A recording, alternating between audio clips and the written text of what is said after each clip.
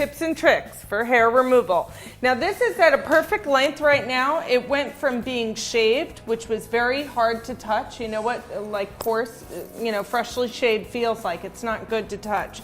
So just having it long enough that it hugs the body. Now I understand he gets a little bit heavier. So, what we do is we trim it slightly. A man's chest should always look ungroomed. It shouldn't be too comb over scissor or too tightly groomed.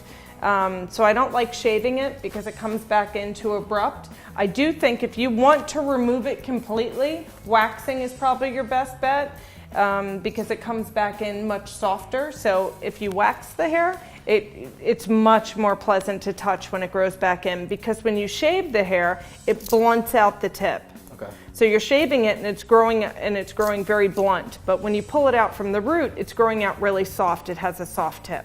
So there is a myth that if you wax it, that it comes back thicker. It's not true, because the thickness of the hair is already established by the already existing follicle. It should always feel good. It should always be approachable.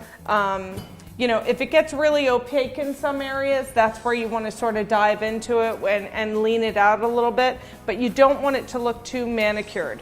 And one of the tricks up here is to always leave the Adam's apple area underneath the Adam's apple. This area, you want to keep it free of hair. So what I suggest is you hold down the chest hair and you dive under and you clean this area, and then you let that come up natural. So you need to keep a certain amount of hair gone between here and facial hair. And also another thing is like fading out this line a little bit.